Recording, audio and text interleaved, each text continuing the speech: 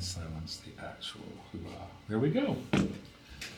Let's get freaky, Pesto. Good morning, afternoon, or evening, depending on when you're watching or listening, and welcome to the Mike and Mike Off Air podcast. Hey, your friend Mike O'Neill. Afternoons on the new My 97.5. And Mike Pesto here with you as well. We've got a little contest going on right now. Don't know if you've caught wind of this. You know we're going to make the switch to Christmas music like any second now. So we're actually asking a family this year to be the ones to flip the switch, which I think is a great concept. Our program director, Randy Hendricks, came up with it. I don't know if it's going to happen here in our studio, or if we're going to go someplace that's already decorated for Christmas. Exactly when it's happening, but you and your family could actually push that button that makes us switch to Mariah Carey. I'm sure that'll be the first song out. But it's soon. Yeah. So what do you do? What do you do if you want to win this thing? Well, yeah, get to my975fm.com. We also have a link up on our Facebook page, and just click on that, little information about you so we can get a hold of you and let you know where we're going to do it and when, and you will actually be the ones responsible for defrosting Mariah Carey. Again, maybe that's for the just 100th time. It's God the button love her. that just turns on the microwave, I'm guessing. So before we get to Christmas, obviously, there's Thanksgiving, which we'll talk about that as we get a little closer to it. But as we're sitting here talking, it's the Tuesday before All Hallows Eve. It is. And I came across this YouGov.com poll that asked all things Halloween. They do this every few years or so. 2022 was the last time they did this.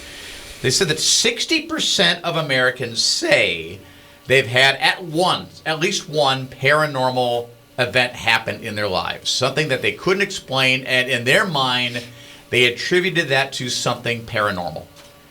Mike O'Neill.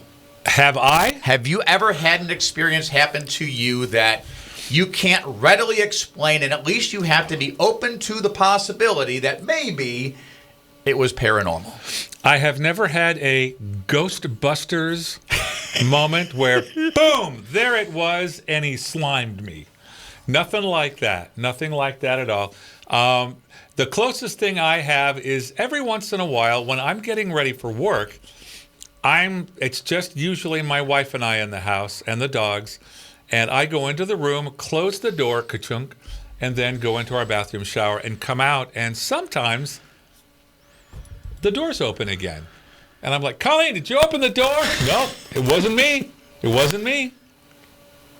And I know my dogs don't know how to open a doorknob. I wouldn't think so. But I feel like the door was open and I didn't open it. And that's the closest thing I can give you. Sorry, it's not as exciting as spending the night in the Bastille and getting slimed by a cool ghost or anything. But how about you?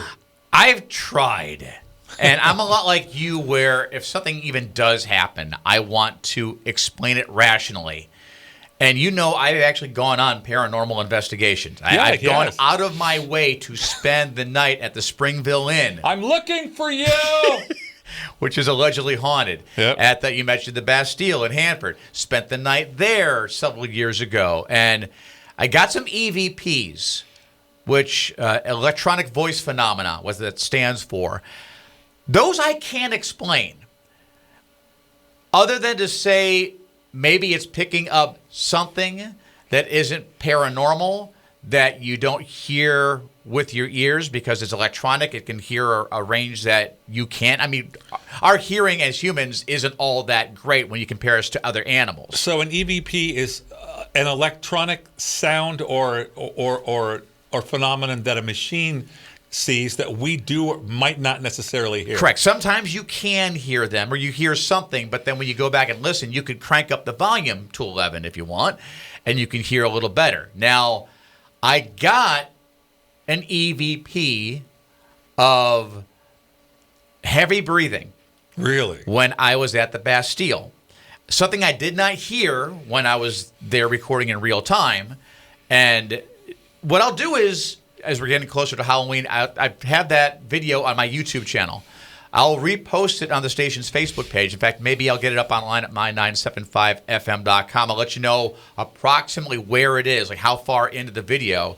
I just crank it up to 11, listen real close, and you can hear just a... And it's as I'm going from one cell to another, in the area where the inmates were actually hunkered down when they were doing bad things, basically. And I can't readily explain it. Whether it's paranormal or not, I don't know. The one experience I did have that I point back to every once in a while is there was a state mental hospital in Bartonville, Illinois. The hospital's not there anymore. The grounds are still there. There's like 2 or 3 huge cemeteries there of all those who have passed while that facility was operational. And it was a huge facility, a cafeteria, gym, all connected with underground passageways. Well, the hospital has been torn down.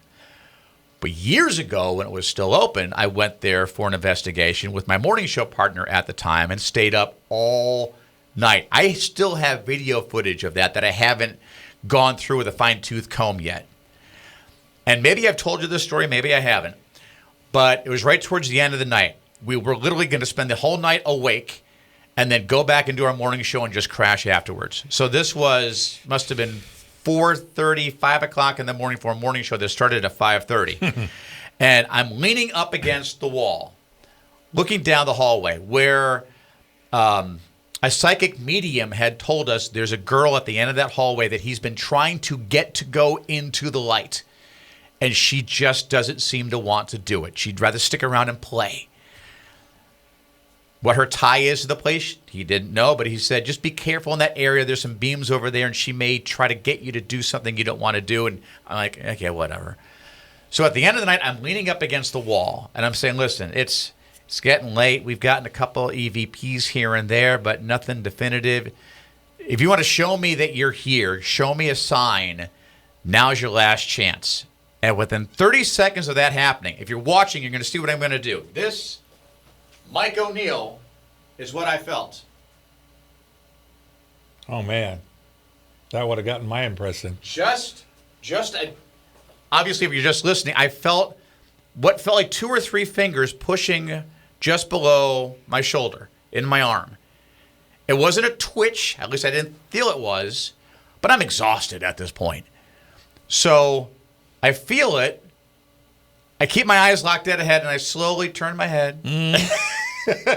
I look. Bracing for the worst. And I see nothing. Oh. And I said, okay. Now, all this I'm saying out loud, by the way. I felt that. If that really was you, do it again. And nothing happened after that. Oh. So, again, with my rationale, the way I try to rationalize things, I'm thinking, listen, I was exhausted. Maybe it was a muscle twitch that just was very faint, very, very subtle. I was so waiting for it. She did it again. No, Dang it. That's why I gave her that opportunity. Yeah. And then that's it. But I'm the same way. Oh, that was just my shoulder, or I did this and my something popped, or that was not. Yeah, because see, I'm the opposite of you. I don't want that to happen. You're not going out of your way for it. If they're really here, stay hidden, because I haven't seen any of you yet, and I'm really not down for it, especially at midnight on my way to the bathroom.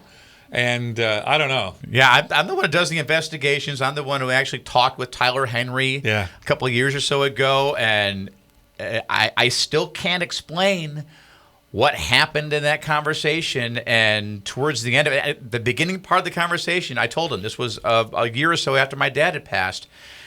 And I said, we spoke, coincidentally enough, a couple weeks after my dad had passed the first time. And I didn't invite him into my world at that point, Tyler.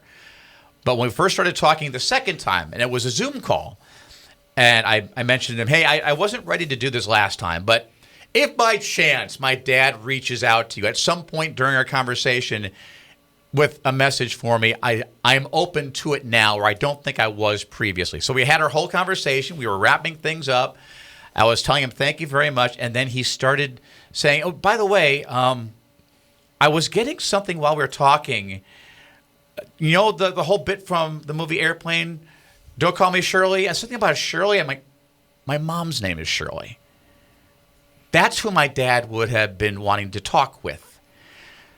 Unless he did some investigating ahead of time to know that probably I'm going to ask for my dad and find out my dad's wife's name is Shirley. My mom's name is Shirley. unless he did that ahead of time, there's no way he could have known to have some reference to that. Now, he also brought up some things that to this day don't make sense to me. And I've had family members listen to it, and some think it might be this, some think it might be that. But again, unless he does that as a way of getting you, I can't explain it. Yeah. I don't know either. I haven't had any of those experiences because I don't really believe in mediums, so I haven't spent my money on it. Yeah, and I didn't either. It was just one of those. It was shortly after his new Netflix special started debuting. It did well. And he had two. One that was, and I love the first one a little better. Tyler, if you're watching, if you could go back to the original Netflix idea that you had, where it was a lot about his personal life. And he would go to a couple little readings here and there, but it was almost like more of a behind the scenes getting to know him. And then you also see some of what he did. The live show he did on Netflix, it was much more choreographed and orchestrated, where it was an actual reading, where he, in theory, didn't know the person he was going to be reading until they walk onto the stage, but it's all staged event. So, yeah. The one that got me was, again, if it's legit or not. I want to believe. I always told him I want to believe. I'm just very skeptical. Is when he went down to China's Alley in Hanford, and he was asking one of the owners there, because that's where he got his start. He would go there to China's Alley and do readings for people, and eventually parlay that into becoming the Hollywood medium. So that was the last place he did things locally. So he went there to hang out with some friends, and he's like, has there been a fire recently? No, there's been no fire. 2 or 3 days later, there was a huge fire. Hold on. My wife is trying to call, and I thought I muted my phone. But, honey, I'll call you later. And he said, no, there's been no fire. 2 or 3 days later, sure enough, there was a fire that practically gutted that restaurant. It was... Again, if it's all 100% legit, and I don't know that it's not, it's very difficult to explain. Well, or it could have been just a big old coincidence too, but that's pretty close to it actually going down and actually seeming to make the call.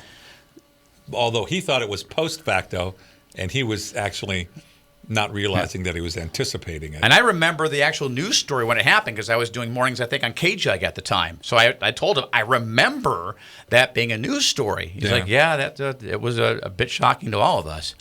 Another thing that came up with this YouGov.com survey is 18% of Americans believe that they have lived in a haunted house. Now, I've asked a few people this already that I've talked to so far this week.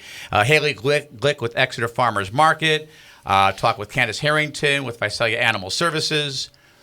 Mike O'Neill, you're moving. You decided we just need, we're downgrading. We just need it's just the two of us now. We're going to move into another house. Come find a house in Tulare where you live now that is perfect for you. You love everything about it. But the realtor pulls you aside right towards the end, right before you're about to sign all those papers, and you remember how tedious that was. You had carpal tunnel doing that. And tells you, listen, first of all, nothing bad that we're aware of has ever happened in this house. No one's ever been murdered. There's no cemeteries nearby, no suicides. But the past 2 owners swear this house is haunted, seeing shadow figures they can't explain, music and other sounds coming from rooms where there's nobody there, things moving on their own that they actually see moving in some cases. Are you still interested in buying the house? Because it's not just me, it's me and my wife. My wife fully believes that these things can happen. Okay. And she'd be out. And if she's out, I'm out too. And, I would have to, for me to be out just on my own, I would have to actually see, hear, feel those sorts of things going on. Okay. And although it wouldn't help close the deal, I'll say that much. It wouldn't help close the deal at all. So for you, it would definitely be more of if it was legit that there were things going on, not necessarily paranormal, but things you could not explain. I wouldn't want to live there. That would be a detriment to you then. Yeah, because who knows what it is. And what is the safest place in the world for a family? you're home. Yeah. If it's not, it's not. So, no. But mostly for my wife. My wife is sure that Area 51 is for real, that they're coming and going, that there's a whole department in the government that we just don't know about, and God love her. But, no, I mean, I want to be peaceful and not have to worry about getting Slimer halfway down the bathroom as I'm going to the restroom in the middle of the night. There have been a couple little things that have happened in our house. You mentioned the whole shower door thing. Yeah. Where the door to the room, yeah, actually. Yeah, not the shower door, but when you're taking a shower, the that'd bathroom door. That'd have been a deal. Yeah. And the cold breeze just You're blows in here with me. You're taking all the hot water. And I will. There have been a couple of things that have happened in our house. And I usually attribute them to my dad. You may recall, I know I've mentioned this on the air a few times, he passed from West Nile several years ago. We're pretty sure he got it visiting us at one point. And my dad always used to sit on the bottom step whenever we were going anywhere when he was visiting the house to tie his shoes before we left. And it was always right against the wall going down the stairs. Every once in a while, our dog Riley, when she's upstairs, will run down the stairs hugging that wall and stop 2 or 3 steps before it gets to where my dad would be sitting. And just stand there and just kind of look at me, or even if someone's like, come on, Riley, come on, girl, come on. And just look down and then look ahead and look down and look ahead. As if to say, can't you see him? Yeah, there's someone blocking my way. And she will either get to a point where she'll just stop, forget it, and go back upstairs, or she will literally jump from that step down to the first floor. Wow. So and I've got video of that. That's something. But again, that doesn't spook me out. But pardon the pun, because I attribute that to my dad. And if it is possible for those who have gone to come back and visit us on occasion, I mean, it's a comforting thought. I don't know that it happens, but I don't know that it doesn't happen. And if there is any little evidence that maybe it does, that's a possibility. But it's nothing that's ever scared me. Yeah. However, and I kind of teased you this when we're talking about this ahead of time, just yesterday, my wife wasn't home. She was with my daughter, bringing her back from school. And I was just in the house by myself with the dogs. And we have an alarm system, so when any door opens, it lets you know which door has opened.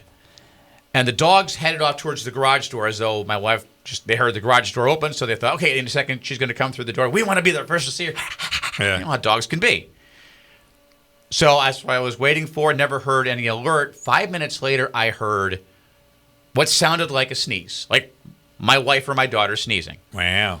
And I thought, how did they get in without the alarm? Oh, you know what? Maybe something's going on with the alarm. I better check it. Check the alarm. That looks fine. I opened the garage door. They're not there. They're not there yet. Wow. Shortly thereafter, one of our dogs was coughing something up. Now, again, trying to make excuses for everything, thinking, okay, maybe wherever that dog was somewhere in the house where the acoustics bouncing off the walls by the time the sound got to me. It sounded like it was a sneeze. So there you go. I think maybe that's what it was, because I've got 2 big dogs. And when they sneeze, I swear to God, we have an old man living in the house somewhere. Really? Really, Panda? Thanks for sounding like an old professor sneezing. And they scare the crap out of you like that. But and down the hall we'll hear it.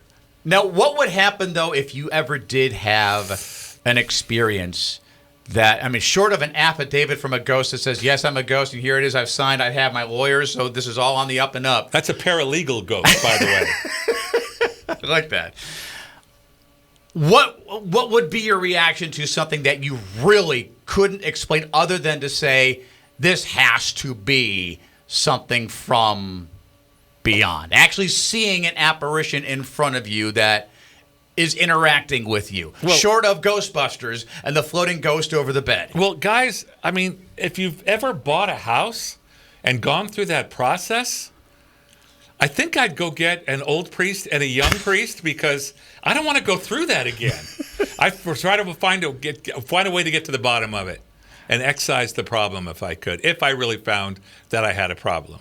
I don't know if I want to get out of the house, man. That's your house at that was point. a process, dude. And we put a lot of money and time into that. Short of a ghost trying to, strangle my wife in her sleep. Okay, we're out. Burn it to the ground. Gotcha. But no, Yeah, at that point, unless they want to help you figure out where they hid some money on your property so you can help pay for the mortgage. Wake me up with that news, Yeah, please. you're living Just there. Shake me awake. I'll be fine. They're not. It's under the big rock, backed by. Nah, just don't come back anymore and thank you. All right.